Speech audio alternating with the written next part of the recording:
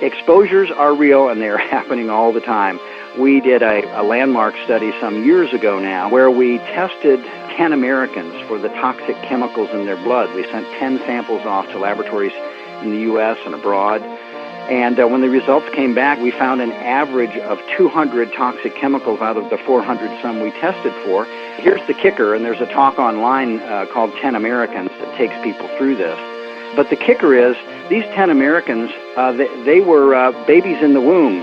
We had found these chemicals in umbilical cord blood that we obtained from the American Red Cross Research Program.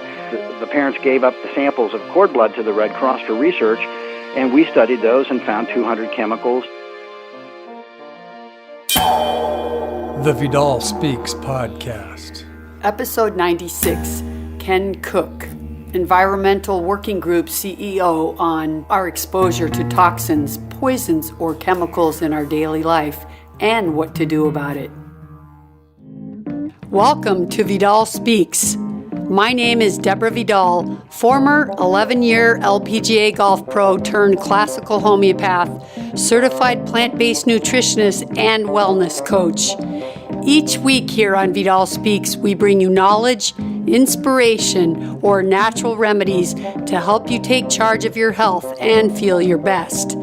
I believe health is freedom and knowledge is power, so tuning in each week will give you the power to take steps towards freeing yourself from the chains that hold you back from having the energy to do all you want in life. No matter where you are in your journey of wellness, Vidal Speaks can help. I promise. Hi everyone, welcome back. So happy to have you all here today because it's going to be a great day. Yes, it's because we all get to hang out together, but also today we have a wonderful opportunity to learn from one of the best environmental critics and advocates in our country. His name is Ken Cook. Ken is the CEO and founder of the website called environmentalworkinggroup.org or EWG.org. Do you guys know about them? If not, you will after today, because this website is one I use all the time. Because before I buy a new product, I always go to EWG.org and I see what ingredients are in it and how they rate it. I personally trust their rating, and I want you guys to trust it too. And after today, you're going to see why Ken is the person to trust. He has worked 25 years to protect families from toxic substances. He cares deeply about this issue, and you'll hear that in our conversation today. He's the real deal, you guys. His company has become such a powerful tool for everyday people that people's actions have stopped buying products when they list it as toxic, and that has forced companies to change their products by taking out those toxic ingredients. That's what we all have to realize, that we really do have more power than we think. I always tell you guys that it's how we spend our dollar, and that's like voting. If we align our purchases with our core beliefs and we stop buying any product that's toxic or uses child labor or that kills animals endlessly, then we're voting against those very practices, even if those products are cheaper in price. What does that matter if they don't agree and align with our core beliefs? We have to use our power of how we spend our dollar. When it comes to home and beauty products, we can make them ourselves at home with natural ingredients, and that's going to be so much healthier than many of the name brand products out there that are filled with toxins. Wait till you put some of these things in on the website and you see what's in some of this stuff. You won't believe it. And I promise you, no matter how hard you're trying to use all natural products, once you use the EWG.org website, you'll find some surprising info about a product you thought was safe. Anyway, I'm really excited to speak with Ken today. I feel so honored because Ken Cook is a busy man, and he's been on every TV show, 60 Minutes, CNN, MSNBC, all of them. And he's often in Washington lobbying for change to protect all of us. And when I wrote him asking if he'd be a guest on my show, he wrote me back in 5 minutes saying yes. I was jumping up and down because you guys know that I'm the detox queen, and I want you to know all about the poisons out there in the world. I always want to get the experts for you, and today, believe me, I've got the expert about toxins. So today, he's going to make us all think a lot about what we eat or use to clean our body and our house. All right, are you excited? I am. Okay, so sit tight for a few more minutes because before we go, I need to tell you a little bit more about Ken Cook.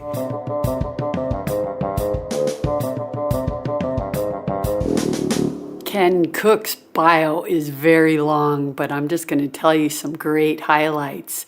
Ken Cook, president and co-founder of the Environmental Working Group, is widely recognized as one of the environmental community's most prominent and influential critics of industrial agriculture, U.S. food and farm policy, and the nation's broken approach to protecting families and children from toxic substances.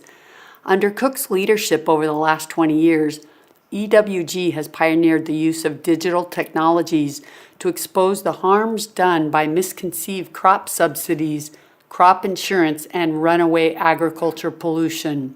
The organization has empowered American families with easy-to-use, data-driven tools to help reduce their exposure to potentially harmful ingredients in foods, drinking water, cosmetics, and other household products. These unique digital resources are searched hundreds of millions of times by consumers, journalists, and policymakers. Cook is a widely sought public speaker on these and other environmental health issues and is frequently cited for the outsized impact that his and EWG's work has had on policy debates in Washington and state and local governments across the country. Some of his highlights include author and food policy expert Michael Pollan named Cook one of the world's 7 most powerful foodies. Capitol Hill's closely read The Hill newspaper regularly lists Cook in its annual roster of Washington's top lobbyists. Founder of the Huffington Post, Arianna Huffington, says EWG is an environmental superhero with a full set of digital tools in its arsenal. Ken Cook regularly testifies before congressional committees and has given well-received talks at a variety of venues, including the White House, South by Southwest, TEDx Manhattan, and a number of other conferences and universities. Cook was a principal architect of landmark provisions of the 1985 Farm Bill that for the first time shifted U.S. farm policy from a narrow focus on maximum crop production to conservation of land, water, wetlands, and wildlife. The legislation was widely regarded as the most important environmental farm policy reform in decades. In the 1990s, EWG's research was a major factor in the passage of the landmark pesticide reform law, the Food Quality Protection Act. EWG was among the first to draw attention to the health threat posed by the weed killer atrazine and conducted the first extensive test for the chemical in tap water in 29 Midwest cities. In the last several years, Cook and EWG have been in the forefront of national and state campaigns to require the labeling of foods that contain genetically engineered ingredients. Cook has addressed food, agriculture, and toxic policy in countless media interviews, including with 60 Minutes, CBS News, NBC Nightly News, The Today Show, MSNBC, CNBC. It goes on and on, you guys. He has spoken all over on these issues that mean the world to him. He is also a board member of the Food Policy Action, Organic Voices, and the Amazon Conservation Team, and a former member of the board of the Organic Center. He earned a BA in History, a BS in Agriculture, and an MS in Soil Science at the University of Missouri-Columbia. He's married to Deb Callahan and lives in Northern California with their young son, Callahan. All right, you guys ready?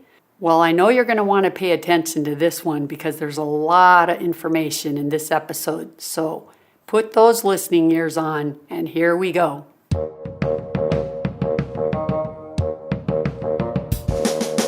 Hi, Ken. First of all, I'm extremely excited to have you on my show. I think probably you know a little bit about my story of being a pro golfer and then leaving the tour, not only because of back issues, but mainly because the pesticides on the course made me so sick and I just couldn't continue. It was really scary for me. So this interview goes deep to my core, and I just want to tell you that it means the world to me. And I know you're really busy, but you must have felt my vibes when I sent you that email saying, please say yes. Oh, So thanks. absolutely. I mean, the whole message really resonated with me. We have heard over the years, Deborah, from many, many people raising questions about pesticides on golf courses, and it is something people should be concerned about. I think the management of golf courses has gotten better, but not everyone has received that message. And then also, I couldn't help but be moved by your narrative, your story of wanting to embrace healthy eating and toxic-free living and so forth, well beyond the golf course. So I am thrilled to be able to do this podcast with you. Wow, I'm so thrilled and so honored. I know you've done a lot of things and you're really well known out there, and you are like the expert, and I try to really find the experts. I've learned a lot over the years myself, but there's nothing like chatting with the expert that teaches me a lot more and then helps everyone out there. And you've been spending your whole life trying to spread the message, and I think that's a good place to start. I want to know just how you got interested in environmental stuff. What age were you, and how did it happen? You know, I was in high school, and then I'm going to ask your listeners to hearken back to 1969. I don't know how many of them can hearken back that far, but when I was in high school, I did an independent reading semester course my senior year. And I read Barry Commoner's work and Paul Ehrlich's work, and those two authors got me very interested in environmental issues as a senior in high school. The very next year, 1970, that spring, when I was in college at the University of Missouri, I helped out with the first Earth Day, organizing that at the University of Missouri. And it went from there. I just found it very, very interesting to use environmental thinking as a way of trying to organize what I was reading and learning. I think anyone who really is,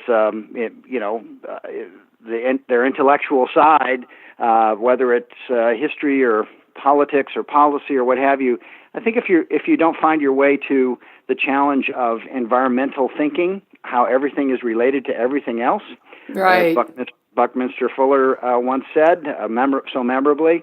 Then I think I think you've missed a really important way of or understanding and organizing the world. So I started years later. I started an environmental working group after years in graduate school. I studied soil chemistry. I worked on my uncle's farms in the summertime, so I was very, very much interested in how environment and agriculture intersected. And from there, years later, started EWG. It'll be 25 years ago next year.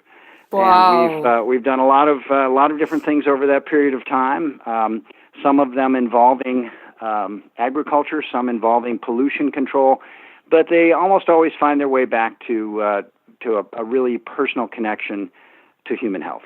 Yeah, that's, ultimately, no matter who's putting the laws in place and whether it's good or bad for the environment, ultimately it's affecting us all. And that's what I always say. I don't understand how some of these horrible things gets passed because the people that are putting them in place are dying too. So in a way, it's kind of like, wow, really, money really speaks loudly. But we're going to get into all that.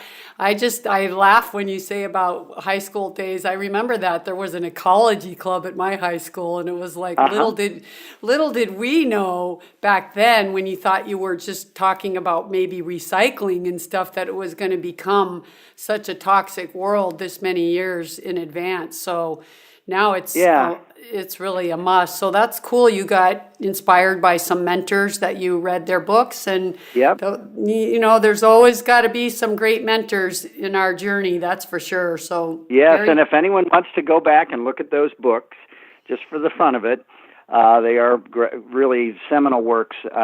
Barry Commoner's book was called The Closing Circle, and Paul Ehrlich's book, of course, was called The Population Bomb. And they disagreed about a lot of things, and I found that disagreement a great way to learn, picking apart the strengths and weaknesses of arguments. So, it goes way back to then for me. And I was proud many years later to be asked to serve on the board of directors, the founding board of directors of the Earth Day Network, when Dennis Hayes, along with several others who started Earth Day back in 1970. Dennis was the founder. He's still a very close friend. So I was proud to serve on that board. So cool. Yes, there is indeed a closing circle.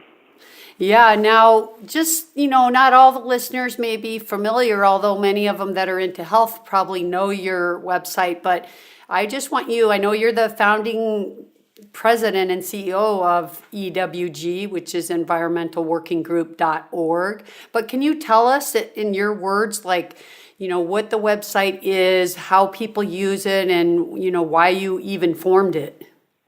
Sure.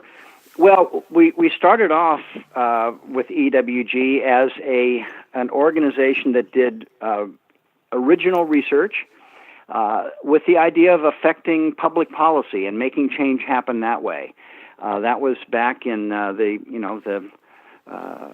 early 1990s, and back then, of course, we had just come through a period where we had passed many environmental laws, and so it was natural for an organization that had, we brought together uniquely computer programming skills, scientists, policy experts, communications experts, and we started Environmental Working Group with the idea that we were going to do original research that would grab people by the lapels and show them that there were important things happening environmentally that they needed to pay attention to. So we published, our first report was pesticides in children's food.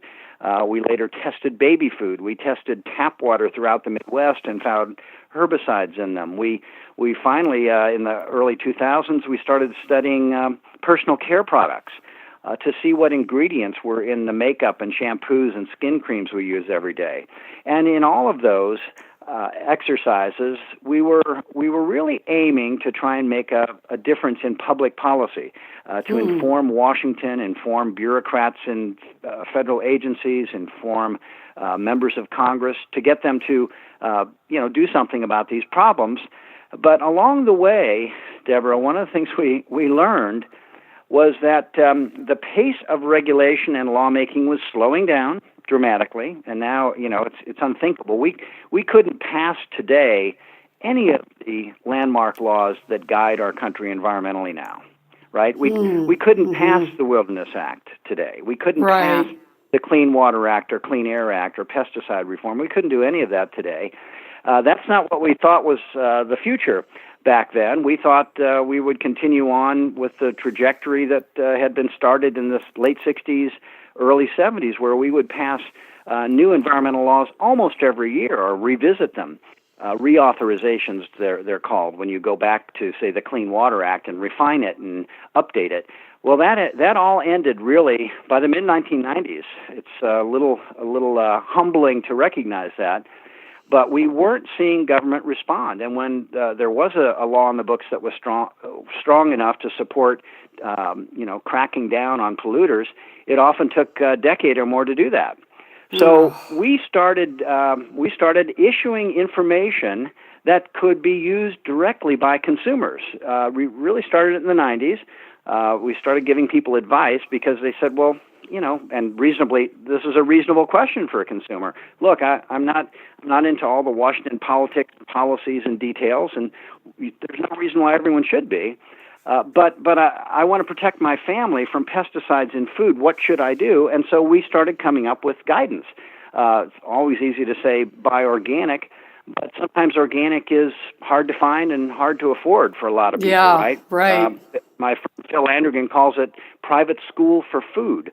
And No, unfortunately, so sad. it's still, right? It still is that to some degree. Yeah. And that's not a solution for most people. So we started looking at pesticide residue data from government tests and came up with our shopper's guide to pesticides in produce. Here are the fruits and vegetables you should try and buy organic when you can because they tend to have more pesticides in them. And here's a list of fruits and vegetables that don't have pesticides in them very much, simply because of the way they're grown or what types of pesticides are applied and when they're applied during the growing season and so forth. From there, we went to personal care products. We did a rating on we started off with 4,000 or 5,000 personal care products, and then now we're up to 70,000 or 80,000.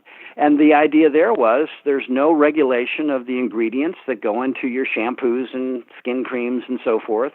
There's no law that determines what's safe and what isn't. There's no pre-market testing by the government or of those ingredients or the final product. So we started a rating system called Skin Deep, and that's a place where your audience can go to maybe get acquainted with EWG. So long way of saying what the website has become over time is sort of a combination of investigations where we look at breaking issues like endocrine disruption or things that may be happening in Washington to weaken pesticide laws and so forth. Those are still investigations are very important to EWG, but an awful lot of our advice is what we call healthy living.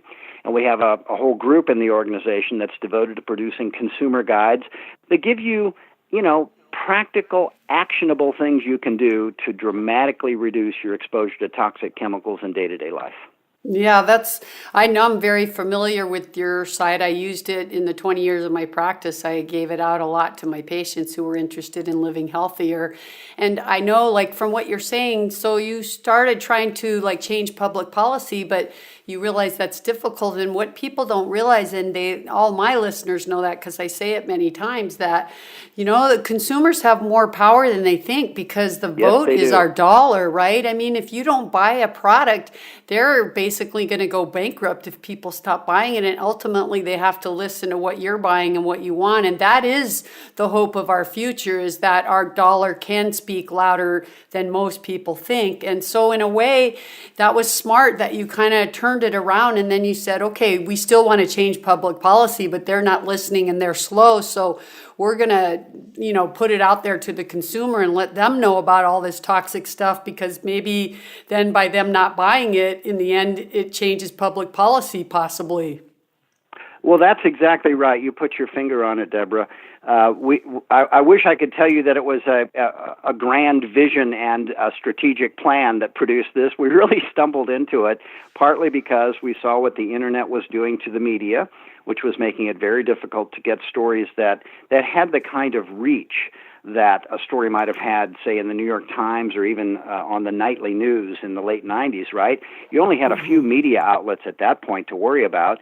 We had plenty of environmental reporters covering the environmental beat, every aspect of it, at every major news outlet. That all changed when the business model of journalism kind of collapsed around 2000, 2005, and it still hasn't really recovered. There's good news, though. Now that people can go directly to the internet, and we saw this early on, even if they're not reading major newspapers every day, which I certainly encourage people to continue to do, but people don't. They get their own channels working to provide them information. We found that we started to have a lot of traffic on our websites. And partly because of that, we decided, well, let's use that. We are, in effect, now our own publication. We don't have to use, the New York Times or the Washington Post or Wall Street Journal or what have you as our megaphone. We can go directly to consumers. And the thing that leads to also is when you're giving people advice, we have many more tools now and many more ways to affect the market than we had back in the 70s and 80s and 90s. Most people will remember and think of the word boycott, and it is sometimes still used, but that was about the only weapon people had back then, or a strike, right? Go on strike if you're workers. Right. But now what we call a buy cut, just these small changes in markets for some of these consumer non-durable products, everything from food to deodorant to toothpaste, what have you. Companies that are in those markets understand immediately when market share is inching away from them. And it doesn't require a huge shift. Even a small shift, especially for big companies that are on top of their marketing every day from major stores around the country, they can tell that something's happening. So you're exactly right, and the internet has magnified that. You can no longer protect a brand by putting up a wall of billboards and TV ads and so forth. You can have one blog that raises questions about a product, and that can undo all of that advertising. So what we've learned is that once people began to trust EWG's ratings for personal care products, cleaning products, our guide to reducing pesticide exposure in your diet, once people gathered that information and made use of it, it started to affect markets. And we've now learned from many companies that consumers trust our advice, which we're very proud of. We try and be very careful of that trust. And they trust us more than they trust, in some ways, what the companies are claiming.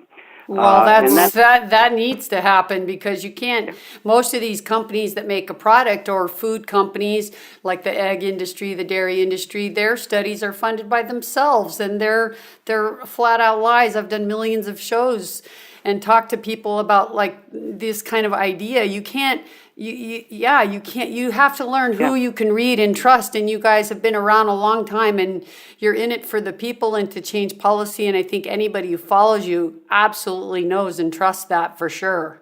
Well, thank you. We do work at it very hard, and you know, it's not it's not that in some of these areas there's room for reasonable people to disagree about, you know, certain issues, and we respect that as well. We try and lay that out for people as we're developing our research and our publications. But you're exactly right. I mean, I think building that trust, and I know you have a lot of followers who trust your eye and your judgments. That's why I'm so proud to be able to do this show with you.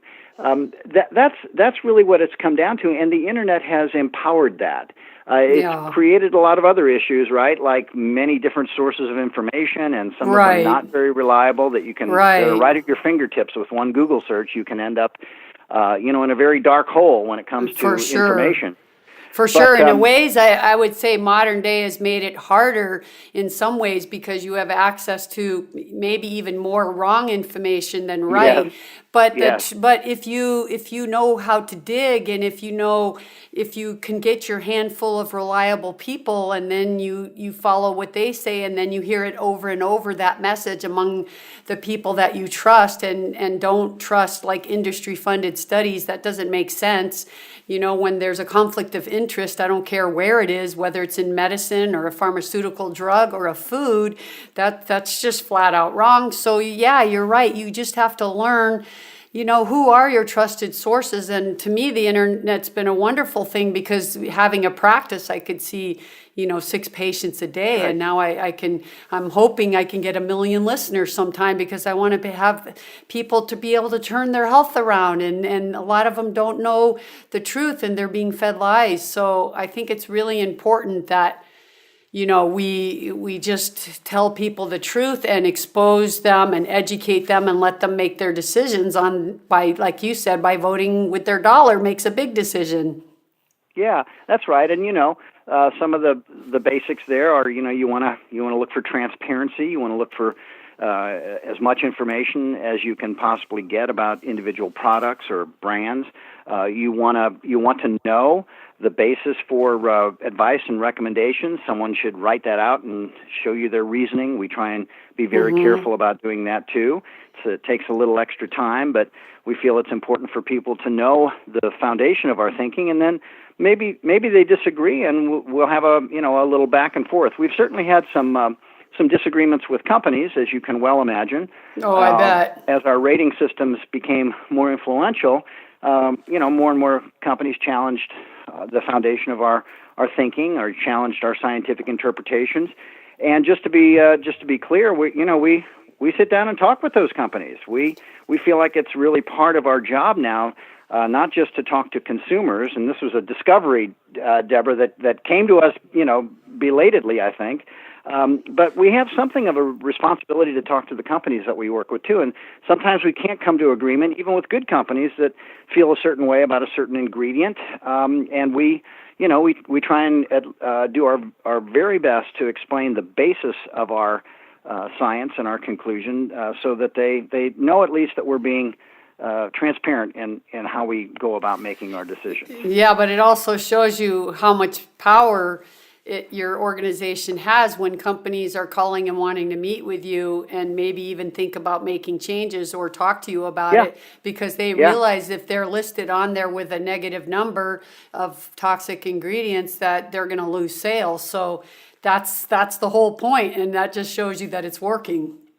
Well, that's exactly right. Again, something we're very proud of. We didn't see that coming. I never thought I'd be spending as much time, and neither did some of my scientific staff, as much time as we are spending with people in the private sector. And back in the day, you just didn't do that because they were the bad guys. They were the people you were fighting against. But things have changed in that way too. In part because even some very big companies I've come to respect, because they're trying to do the right thing. They don't, in many cases, operate in a highly regulated world, so there are lots of judgment calls they can make, right? There are no speed limits, there's no stop signs, there's no nothing in personal care to speak of. And some of these companies have gone to extraordinary lengths to, on the science, to make things better. And once we learned that, we felt these are companies we can stay in contact with and see if we did. We learned from them. So it's a two-way street at this point. I think a lot of folks are frustrated, not just environmental advocates and consumers. A lot of people in the private sector are frustrated with the situation where we're not creating rules of the road anymore by regulation. We're just letting it be the Wild West, because if you're a company that invests a lot in research and development, you can benefit from rules of the road about safety and health, right? But if there are no rules, then anyone can come along with an outlandish claim or something that is patently false or based on very, very weak science. They can come along and take your market share away on the strength of false claims. And so good companies are worried about that as well. Yeah, well, that's a good thing, and you guys have set the basis for, the solid grounds of testing all that.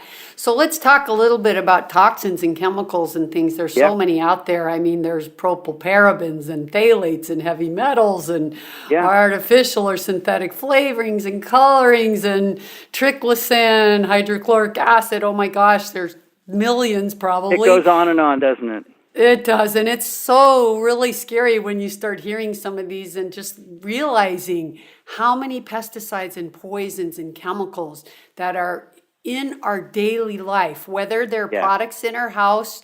And most of us, no matter how healthy you're trying, I guarantee you there's something on your shelf or in your drawer that's got something you didn't know about it, because there's so many, you can't keep up with them all. But just the environment in general, our food, our water, it's so scary. So maybe you can just talk about which ones are you currently most concerned with and why? Yeah, sure. Well, we do have a wide range of concerns with toxic chemicals, and there are a couple simple reasons why. One, you often don't know you're being exposed, and it's involuntary, right? So it could be something in a product, could be something in your tap water, and you're just not informed about it. So the first issue is, are people really getting their right to know honored by the system? And in many cases, that right to know is not really being adequately honored and respected and provided. Second, many of these chemicals are not adequately tested for safety before they come onto the market and into our lives. Third, exposures are real and they're happening all the time. We did a landmark study some years ago now where we tested 10 Americans for the toxic chemicals in their blood. We sent 10 samples off to laboratories in the U.S. and abroad.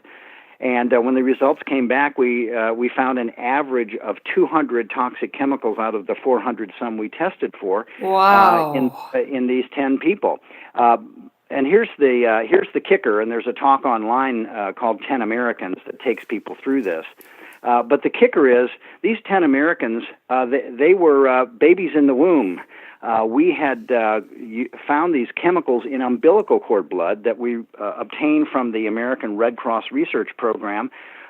Babies that were born in the United States, born and loved and cared for by their parents, but the parents gave up the samples of cord blood to the Red Cross for research, and we studied those and found 200 chemicals.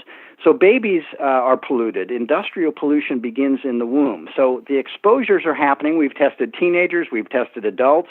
We found in teenagers when they put on makeup, we've found some of the ingredients in their blood that are worrisome. They can affect the hormone system, can be carcinogenic.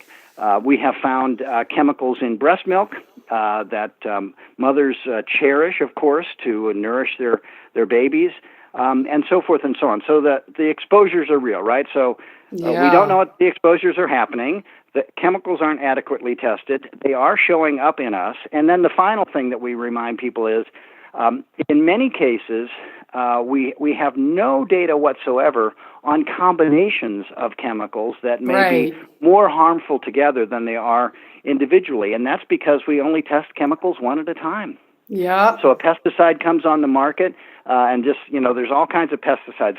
Some kill weeds, some kill insects, but let's take the insecticides for just a moment, the ones that kill bugs.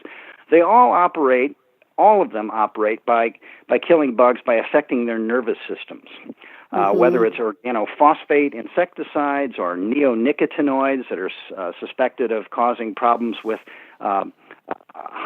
colony collapse disorder, the bee problem. Yep. All of these affect bees and ants and other insects' nervous systems.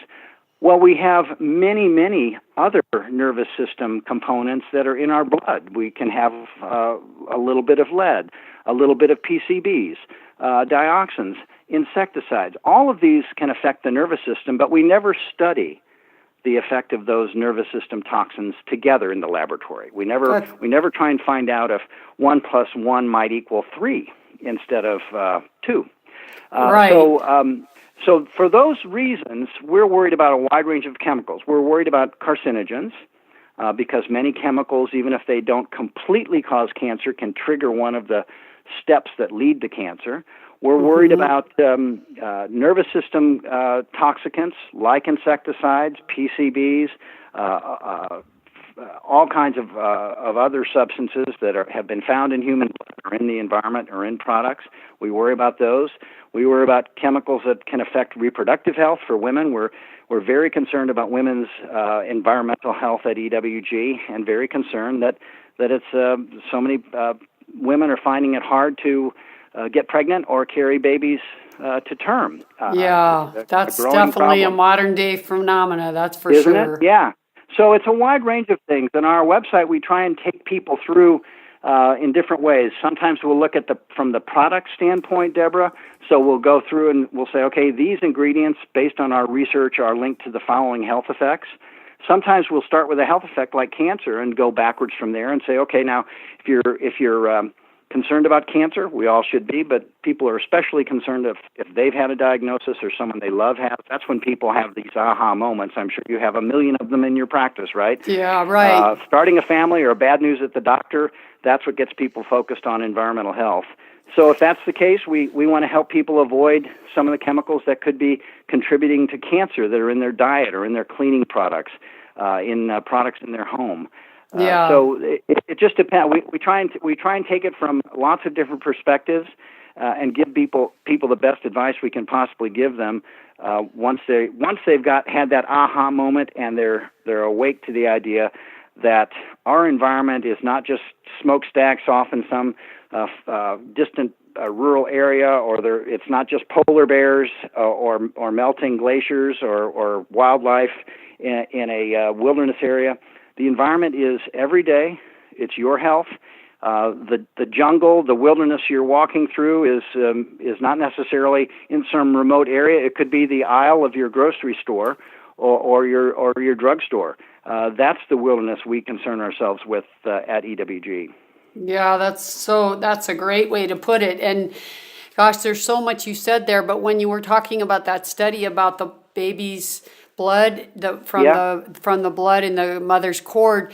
I read that same study, the one that you did. I thought it was a little higher in chemicals, but I remember reading that and thinking, oh my God, and now the baby's born, and then we just bombard them with vaccinations then we keep one going. after The another. Exposures continue. And That's geez, right. by the time this poor child's 2, if it wasn't enough to start out with 200 or plus chemicals in their body before they're even born, and now they're born and they get just micrograms of mercury and vaccination crap in there. And then in addition to that, they're using toxic baby products. And it's like, wow, it's no wonder that our life expectancy went down this year. And honestly, I just look around and I say, I'm losing so many friends, and I'm not that old. And my parents, I remember when they were this age, they weren't like going to funerals and talking about their 50-year-old friends dying, but that's how it is now. So it's real. And I think with the level of toxicity we have today, that every single one of us have to pay really strict attention, not only to what we're using, because that is a given, but we need to learn how to detox. And that's my role. And that's what I'm really working hard on. And I'll tell you now, I've been working on this for a long time, because with my own health and just my patient's health, I just saw, like, sometimes you get a patient and they don't get well and you feel like you have the right remedy, and I gave them another remedy and another, but I felt like I had the right remedy. They don't get well because there's some kind of blockage, and then you realize, oh, well, it was after a vaccine, and now it's getting to the point where you can't even find the etiology of the disease because there's just so many chemicals in there and all these combinations of chemicals, and there's all these people that are, I call them like mystery syndromes. They have these mystery syndromes of pain, or they're giving diagnoses like Lyme's or fibromyalgia, or all these weird syndromes that have to do with the nervous system, and they're just given these diagnoses. They're not, I don't believe that's what they have, but there's no other title for it, so they just give them these things, and then they try the treatment for it, and it doesn't work. That's why I don't believe that's what they have. I believe it's like toxic overload syndrome is what we should call it, and we need to figure out, I mean, there's not much medicine out there teaching you how to get these things out of your body. So I've been working really hard on this, and I'm hoping by the first of the year, I'm working with a homeopathic company, and I'm putting together this detox protocol to really try to help people on a deeper level, to change the way their cells are functioning, to pull the toxins out of their lymph and intracellular fluid, and try to give their body a chance to rework because they're sick. No, I mean, I think, I think the good news here, and I share your concerns about people being overloaded and getting in trouble. My friend Jane Hightower here in the San Francisco Bay Area noticed that she was seeing a lot of patients with hand tremors and hair loss and so forth, and she was just very puzzled by it, but she did some research inspired by a friend who had experience with a population that lived near a lake and was exposed to high levels of mercury. So she just started asking her patients about what they ate, and thinking they were wealthy, upper middle class individuals who could afford her care in the Bay Area, and they thought what they were doing was the right thing to do, which was eating a lot of fish. They were eating a lot of tuna. They were eating a lot of fish that live high on the food chain in the ocean. And as they do that, they accumulate mercury. And these were classic mercury poisoning symptoms. So she was, and it was a landmark article she published in Environmental Health Perspectives on that. So the good news there is, by changing your diet with respect to mercury, at least, if it's dietary exposure as opposed to fillings in your head or something like that, you can dramatically reduce the number of exposures you have, and you can eventually get the mercury out of your body. Now, not all substances work that way. Exactly. But with mercury, there's a significant drop-off at 30 days and another significant drop-off by 60 or 90 days. And so people can clean themselves up. And I think that's the positive message here, Deborah, that, the first place to start is to stop doing more harm. For stop sure. the exposures, right? Yeah, right. Don't add more to the problem. And we're getting better and better at identifying ways to do that. And I'll just say one more thing about that. You don't have to give up modern life. You don't have to go and live in a yurt in a mountain valley with no electricity and just live off goat's milk and whatever else, acorns. You can live a healthy life increasingly now with better and better products, better and better reductions in toxics, just by being smart about what you eat, what you clean your house with, what products you bring into the home to minimize things like flame retardants and so forth.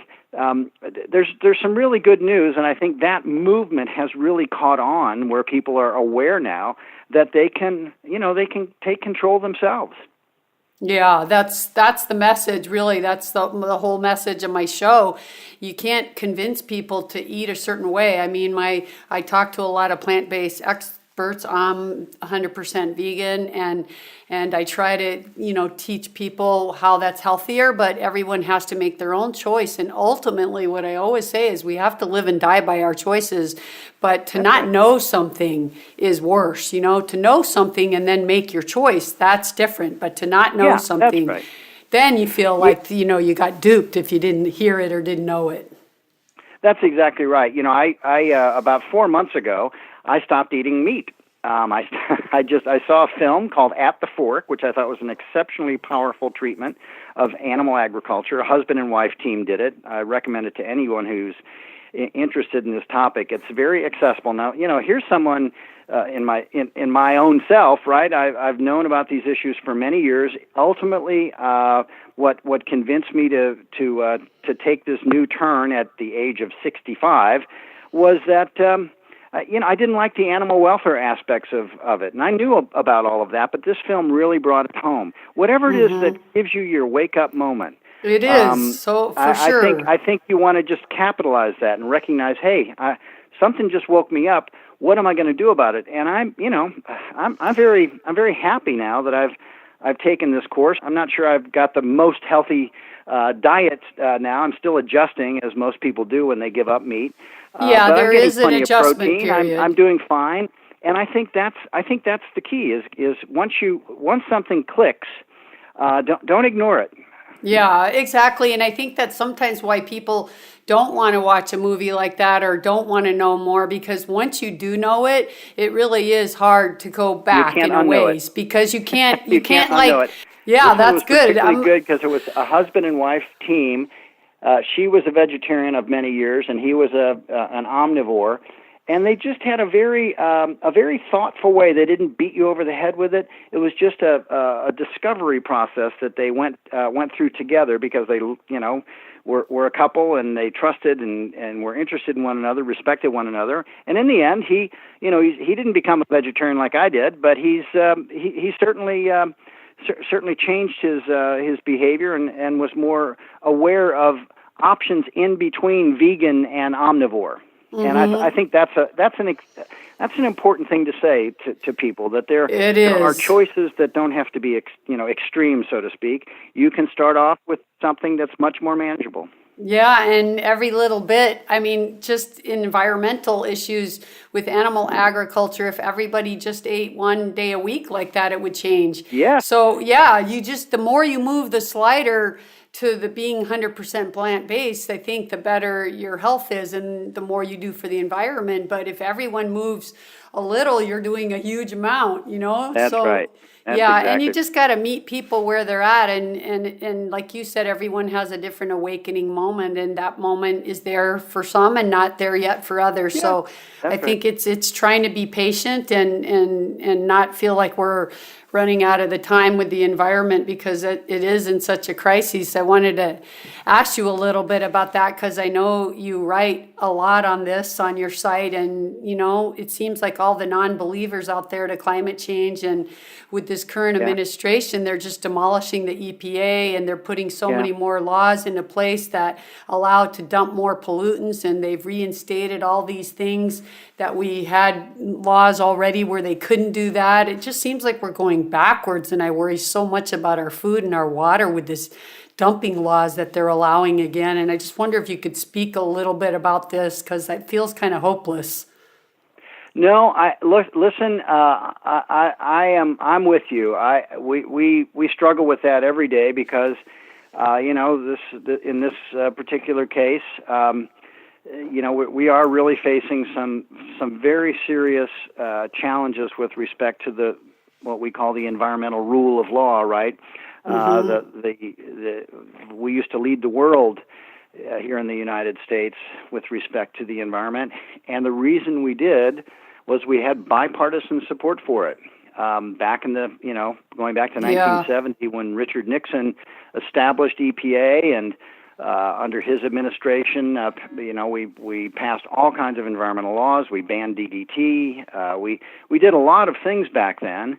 Established the Council on Environmental Quality in the White House, and in a way, that era of bipartisan concern and engagement with the environment really formed the foundation of this country's approach to protecting public health, places that we love, that we wanted to, sustain and protect. Helped us understand that we needed to have a new kind of economy that was producing goods and services without the need for all this pollution, and it has worked. I mean, the economy has doubled and doubled again many times in size during this period when we were regulating pollutants and taking care of landscapes and doing other things. We demonstrated in this country, and other countries have followed, that it's not either or. In fact, you really need to have a healthy environment to have good health. You need a healthy environment to have economic prosperity. No one wants to live in a place, no matter how much money they're making, that is despoiled. So the discouraging thing is we no longer have that bipartisan understanding that we may have disagreements about how fast to take action or what action should be taken on what chemicals or pollutants or what have you. But we don't have that common understanding anymore. There's, I think, over time, as the cost of pollution control for some sectors like energy and chemicals started to rise, there was just a strong pushback, and that has powered this unfortunate partisan divide that we now see, where it's very difficult to get bipartisan support. However, there are examples where we have it. Here in California, we just passed legislation to test more kids for lead to make sure they're not going to be poisoned. That was bipartisan, unanimous support. In Washington, we're working, Senator Feinstein from California, a Democrat, and Senator Susan Collins from Maine, a Republican, have introduced legislation to reform cosmetics regulation for the first time in 60-plus years. So there are still some pockets of bipartisanship, and it's very encouraging to see that. But otherwise, we're kind of in a defensive posture on the policy front now. But going back to our earlier conversation, Deborah, we're playing offense in the marketplace and with consumers. You can't shut down consumer interest in healthier living by simply freezing the pace at which the federal government or even state governments respond. Once that freeze sets in and nothing's happening there, consumers start making decisions on their own. And companies start seeing that, and they start moving faster and deeper to protect human health and the environment than we might ever have gotten through the regulatory route. But that's the good news. Pockets of bipartisanship are still there. We should encourage people who reach across the aisle and are willing to take some chances there. And secondly, again, going back to our starting theme, Deborah, your purchases matter. Companies are noticing it. Walmart just recently announced a big push to clean up their products. Huge company like that. One of EWG's guides called EWG Verified is recognized now by Walmart as consistent with what they're trying to do. And boy, let me tell you, our standard is tough. So there is some good news. You can clean up. You can avoid thousands of exposures just by doing, in many cases, simple things in your day-to-day life that won't require you to be vegan or vegetarian as you and I are now, or require you to stop taking baths or showers or being clean, or having your house be clean. We can do all of that.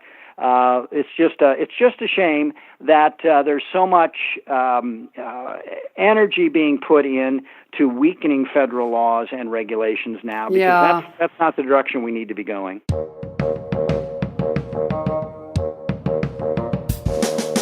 Time to take a little break and walk around. And while you do that, I just want to remind you guys to be taking your ionic minerals.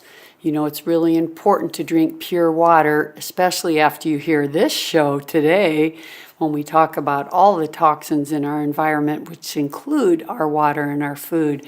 So I drink distilled water, and if you're interested in finding the best distiller, please go to vidalspeaks.com and look under my products page, and you'll see the one that I use. I use the countertop model, and I love it. But then I'm sure to take my Good State Ionic Fulvic Trace Minerals. They have lots of choices there. Those are the ones that I take right now. And next on the agenda, I just want to remind you guys to be sure that you're subscribed to the Vidal Speaks podcast. Make sure that you're subscribed, because that's really important. I didn't realize that some people are listening and they're not subscribed. So please make sure you're subscribed. And lastly, I'd love to ask you guys to use the Amazon banner on my website for all your shopping needs, because the holidays are right around the corner, and it's a way of showing support for the show. I really could use your help, and you know that I'll love you guys if you use that Amazon banner on the vidalspeaks.com website. All right, now let's get back to the show.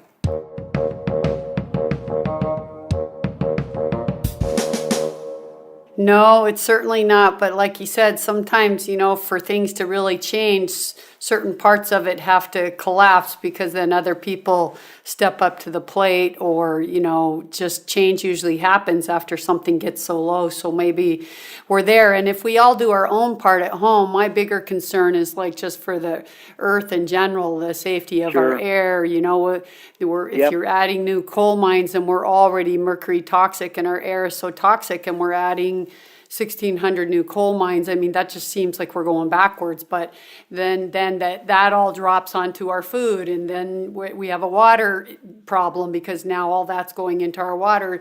Those are the things that concern me, because it feels a little bit out of your control. But what I teach people to do is, you know, you got to buy locally at your farmer's market from farmers that you know how they grow. You know, you got to drink I drink personally distilled water and then take ionic minerals, but however you can get the best filtered water or clean water that you can, and you just can't be drinking tap water, and you just need to know these things. So we all just have to do our part. That's for sure. That's exactly right. And, you know, keep the faith. You know, it was a struggle to launch the environmental movement in the 70s. And continues to be a struggle to make progress now. We still have a lot of protection under current law. We don't want to weaken it, and we want to be aware that obviously the special interests are hard at work. They've learned that making campaign contributions and lobbying and so forth pays off, and it can save them lots of money to postpone a regulation that might clean up pollution from a coal-burning power plant, or that absolves them of any kind of liability if they introduce a dangerous product into commerce. They've learned, and so they work very hard to achieve those goals for their own bottom line. But the bigger bottom line, the triple bottom line, good for the environment, good for health, good for companies, good for consumers, that's the one we need to keep our eye on. And we can do that by taking action ourselves. And then, you know, I would encourage people to find a local issue, find an organization that you want to support. We're proud to have many supporters out there now who recognize the good that we do. But there are a lot of good organizations out there. I just encourage people to take a look and find one that you feel like you can trust and engage with. And you know, join the fight. Don't sit it out. It's really an important time to stand up and say, look, whether you're Republican or Democrat or independent, whatever you may be, it's really important to recognize that we can't just sweep aside environmental protection and human health for the sake of profit. When we've done that in the past, it was a mistake we've come to regret. And we've managed, when we do it in the right way, and there are lots of ways to skin the cat, when we do it in the right way, we get economic growth and health and environmental protection at the same time. It's very possible to do, and we really need to strive for that. And as I said before, what's ironic to me is these very money-hungry organizations that are doing this and putting these laws into action. I mean, they all have children and grandchildren, and they're killing them too. So it kind of makes no sense. Like at the cost of $1, $1, that a profit. I know how strong that industry is, and all the lobbyists. I get it, but still, in the end, they're still killing themselves and their family too. So it's kind of like it's really sad when you realize that they're doing it in spite of that too. But that's just how life is. Money sometimes speaks louder, and we just have to, be responsible and do what we can, as you said. So now I'd like to talk a little bit about organic market. I've heard you speak a little bit on that. So first of all, how much safer is organic food, and are there any chemicals or pesticides that are allowed in those foods that we should be worried about? And the second part of that question is, I've heard you say there's only 0.7% organic farms versus conventional farms. So I would like to know how you feel about that changing because of all the government subsidies to the conventional market. Sure. Yeah. Well, there are striking benefits from the standpoint of health when you buy organic.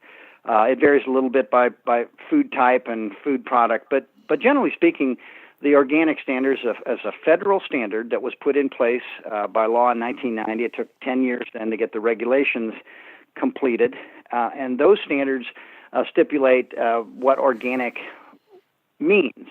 Among other things, it means you can't use just about any of the very toxic pesticides that are used on regular food. There are some pesticides that are allowed for use in organic, but by and large, EPA looks at those and doesn't even bother to set a safety limit, either because there's no risk at all because they're natural types of ingredients like sulfur that's used on grapes or what have you.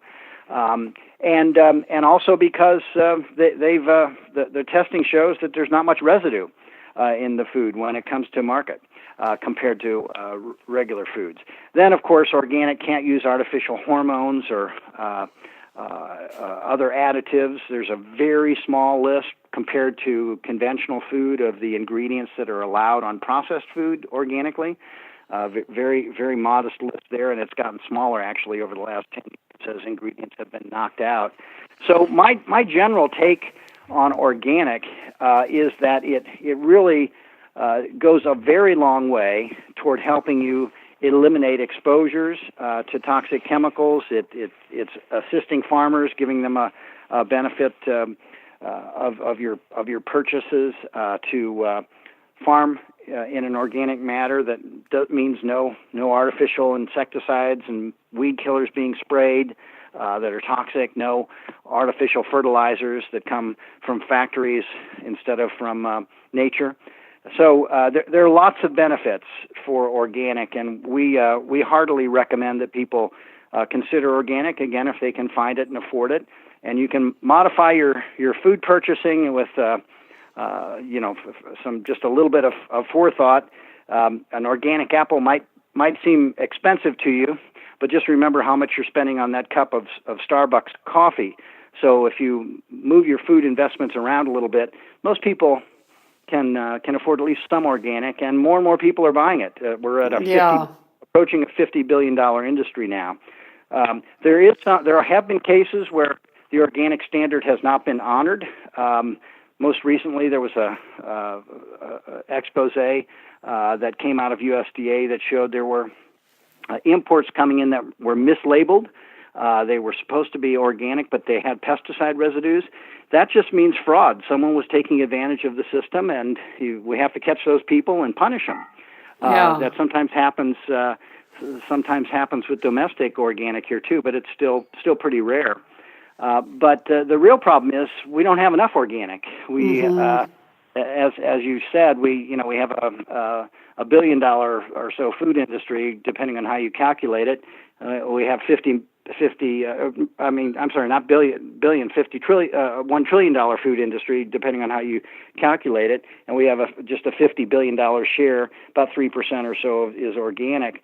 But we do also have a shortage of land and farmers. We have seen some growth. They've expanded organic production in the last couple of years, more farmers, but still under 15,000 out of a million nationwide, and still only about just slightly less than 1% of the farmed land in this country, whether it's for pasture or corn, soybeans, or fruit and vegetable crops.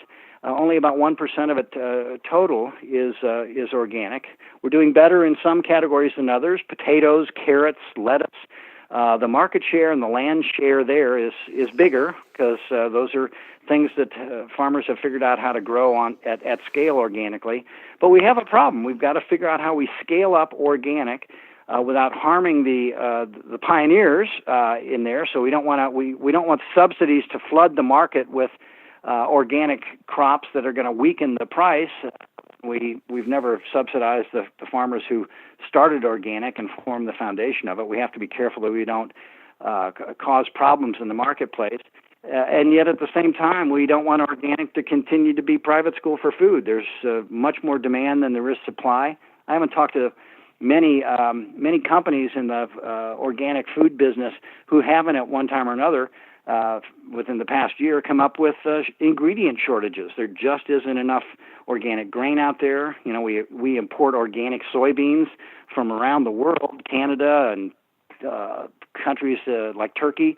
And it's crazy because we have 70 million acres of conventional soybeans or so in this country. You ought to be able to have more than enough organic, but we don't. But do you think any of those farmers could ever be converted, or do you think their subsidies are their subsidies so strong they don't want to convert? It's too risky. Well, the subsidies have been a problem that help encourage farmers to remain conventional. The system of crop insurance, and before that the other subsidy schemes that were in place, they certainly did reinforce the idea that the best way to proceed if you're a farmer with a significant amount of land was to farm conventionally and use those chemicals, use those GMO crops, and so forth. There's no question that we need to invest more in helping farmers make the transition. There are a lot of farmers who are interested, especially now. Conventional prices are down for a lot of commodities, and they're down because we grew too much of it with those chemicals and pesticides. It was a short burst of increasing production. The prices were high for a while, but now they've dropped down. The market is overburdened with surplus. And as a consequence, a lot of conventional farmers are looking at organic now and saying, "Hey, I wouldn't mind cutting back on some of my chemicals. Maybe I won't get quite the same yield or the same production out of my fields, but the bottom line will still be better because I'll get a higher price in the marketplace after I make the transition." But it does take 3 full years to make that transition. You give up your chemicals and farm in the organic fashion that's prescribed by the federal regulation, and that you have to do that for 3 years before you get to come into the marketplace and get the organic label and get that higher price. So it's a struggle for farmers to make the transition, but more and more of them are wanting to make it and are actually making it. The latest USDA data shows.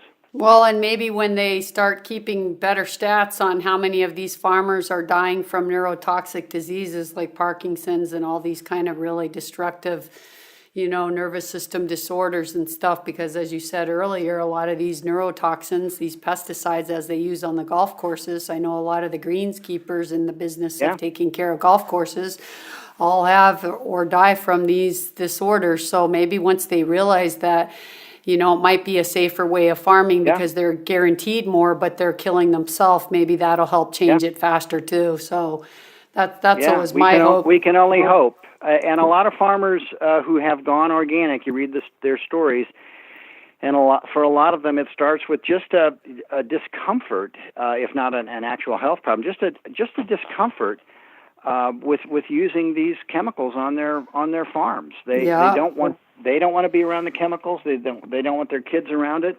A lot of times, unfortunately, there's on golf courses, you have one group that owns the golf course and the other group that manages and maintains it, and sometimes that latter group doesn't have much control over how the golf course is managed. That's obviously a problem, and I think that's where the golfers themselves need to speak up, because again, they're the consumers, right?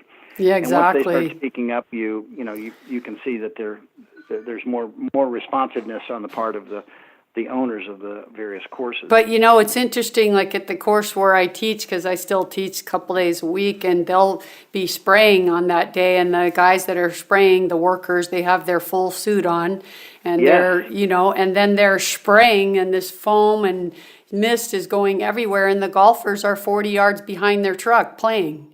They don't close. It ought to tell you something, right? That's crazy. When someone's in a moon suit, and you're in plaid golf pants, there's some disconnect there, right?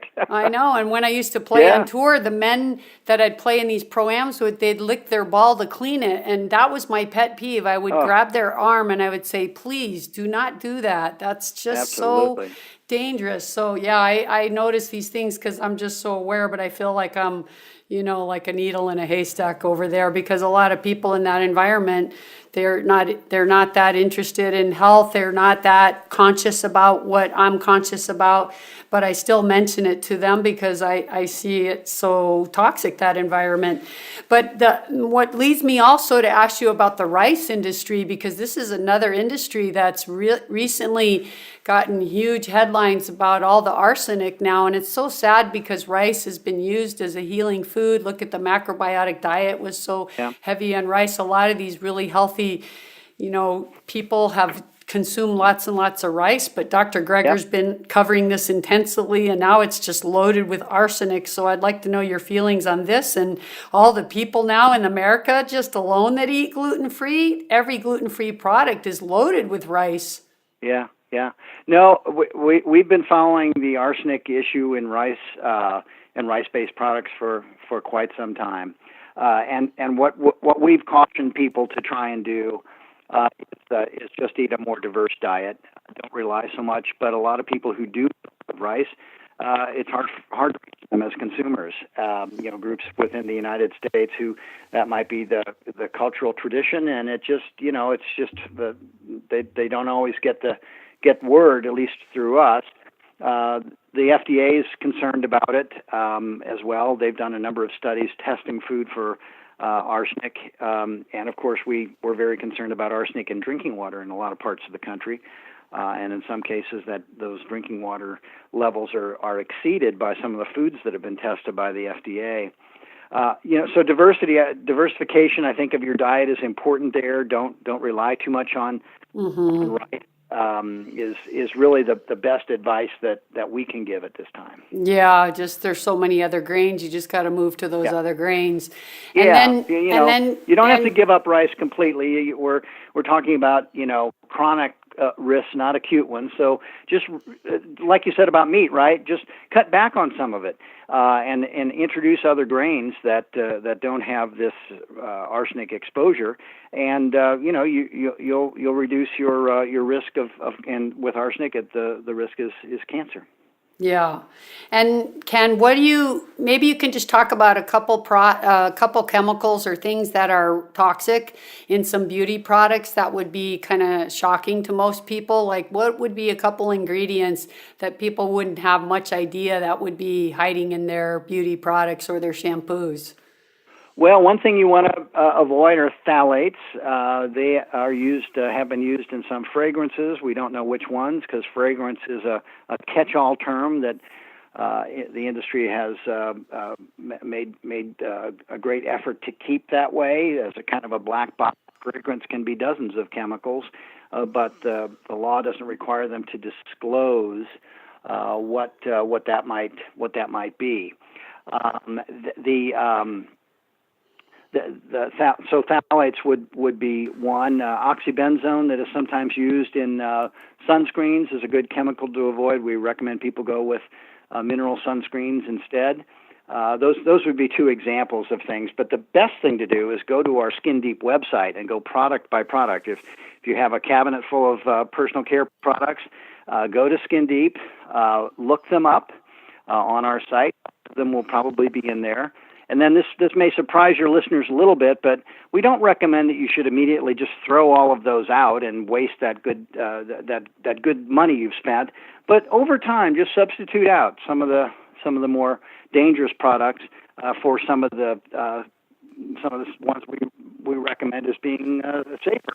And by doing that, ingredient by ingredient, product by product, you'll end up with a better with a better outcome.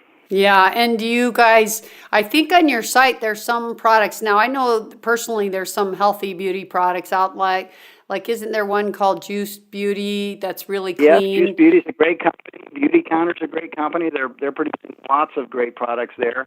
Some of the big firms are doing well. California Baby, we love their product. Mineral Fusion, EO. There's just all kinds of great companies out there making things that score well on our system and that we think are really worth a try. And can you find out on your website which ones those are? You can put in and say which ones does EWG recommend, or what are their cleanest products? Yes. If you go to our site and say pick a category like skincare, the skincare products will pop up, and the best ones will appear right at the top.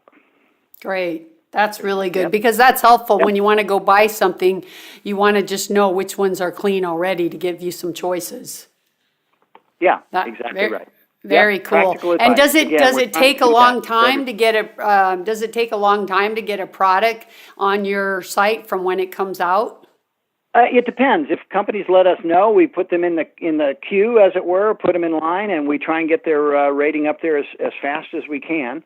I can't say that we have every latest product up there because we're continually updating it. There are thousands and thousands of products that come out every year, so it's a lot of work for us to stay up with the marketplace. But by and large, once we're aware of a product that's come out, we try and get it up there as quickly as we can. We try and put a picture up of the product, make sure it's the most recent formulation. Sometimes the formulation will change over the years. We keep some of the older ones up for a while, just in case someone has that in their guest bathroom or haven't used it all yet. But yeah, we're pretty good about keeping that updated when we get contacted by a company. Great. And now you guys, I know you have an app, so tell us about your app, and also maybe you can tell listeners how they can follow your work, your articles, your blog. Tell them the website again, your Twitter, your Facebook. Yes, sure. Yep, it's www.ewg.org.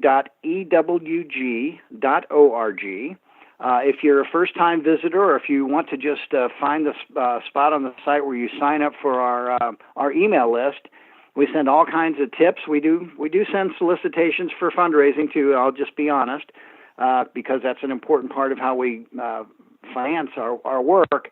But you'll get, if you get on that email list, or just come back to the website from time to time if you don't want to be on the email list, you'll find very practical information about what you can do to reduce toxic chemicals in your life and toxic chemical exposures.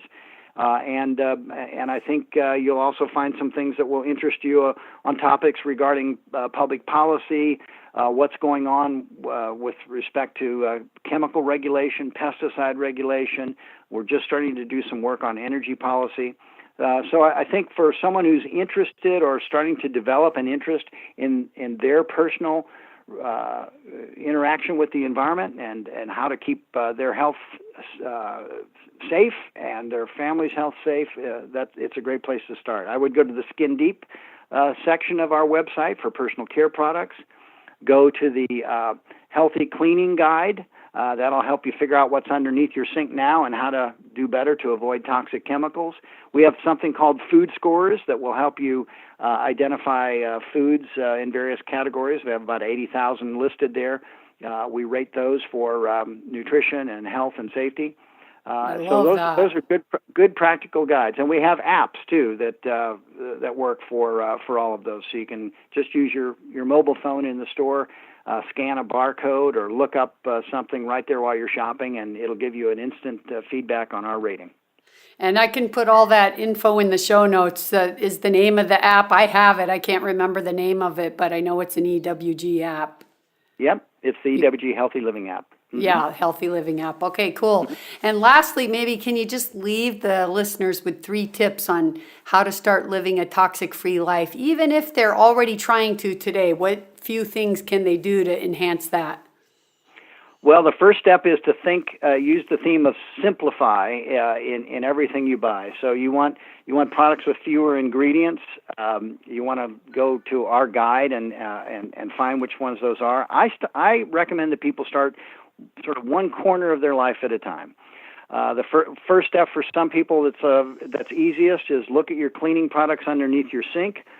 Go to our healthy cleaning guide, and just over time start substituting out the things that we've raised concerns about with ingredients and products, and substitute in somewhat safer things. See if they work for you.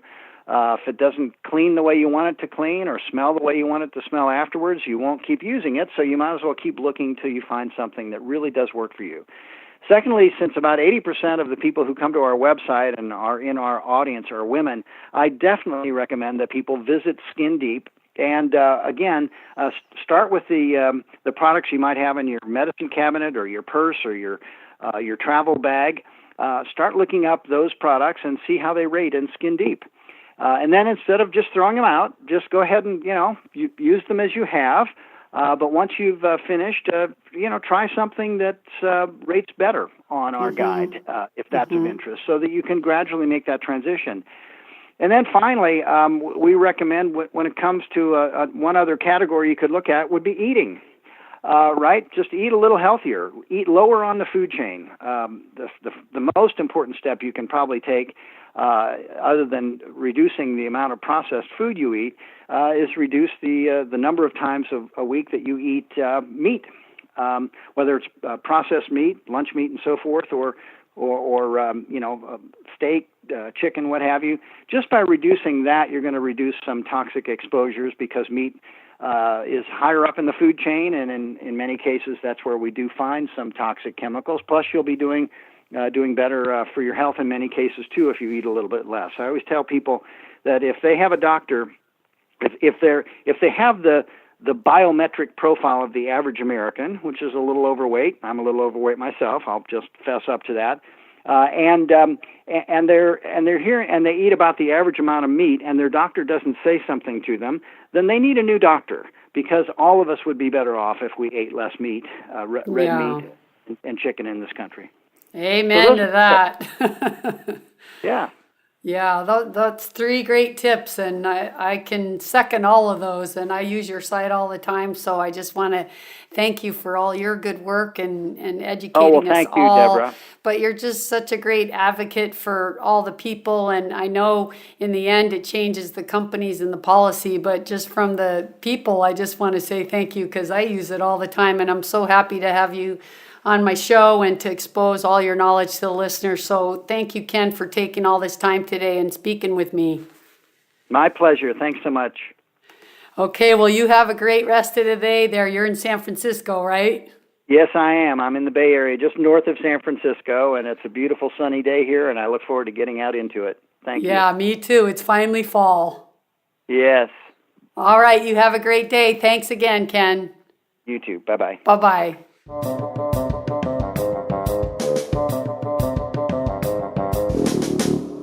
Well, I hope this episode was one you learned a lot from. It's pretty scary out there, you guys, and that's why I say all the time, true health is going to come first from understanding what toxins we're ingesting, we're breathing, we're drinking, we're eating, and secondly, how do we get rid of those out of our body? Detox, detox, detox. And so many people don't really understand about detox. It's not just a simple thing like doing a 3-day juice cleanse or taking a supplement. It's more than that. We have to learn how to do that. And I'm going to be doing a whole episode on that. I can't wait. It's coming soon. Anyway, I hope today's episode shared with you a new website that can be life-changing for all of you out there. EWG.org is an amazing website. They don't have all the products you may use, but there's lots of them up there. So go in there and plug in, whether it's a beauty product or food, plug it in and go check it out. It's truly incredible, and it's a gift for all of us. So please be sure to use it, because there's lots of information there. Not only what ingredients that are in your products that you thought may have been healthy, but also when it comes to food, it talks about the nutritional value of it, whether it's kind of empty calories or too much sugar or too much sodium. It's really great. So please be sure to use it. One of the things I love about it is that it rates a product, like it gives it a number between 1 and 10, 10 being the most dangerous or toxic. So you get really an idea just looking at the visual about the product that you're using. And then don't forget, like Ken said, you can check out what products they recommend, so that saves you time. If you're going shopping, you can just already look at what the clean products are and go try one of those. But the main thing, you guys, is just to realize how many toxins, poisons, and chemicals are out there in our world. We're breathing them, drinking them, eating them, using them. And many of you out there, I know you're healthy-minded, and you're probably buying a product that says natural on it, but then you go look it up and you go, oh my God, this has toxic ingredients in it. So this episode to me was just something, as I said earlier, that really touched my soul, because I'm a person that was exposed to so many pesticides on the golf course that I was poisoned, and I've learned and studied all my life on really the depth and importance of detoxing. So just remember that. It's one thing to know first what's killing us, and then it's a second thing to learn how to get it out of us. And that's going to be our next episode, hopefully. All right, you guys, I hope you enjoyed the show today. You know, I'm sure, what time it is, right? Yep, it's time to say goodbye. Ta-ta for now, and until next week, live cleanly and use some great products. Vidal has spoken. Remember, you heal with a plant-powered diet, homeopathy, and detoxing, of course. Peace, be healthy, be free, live life.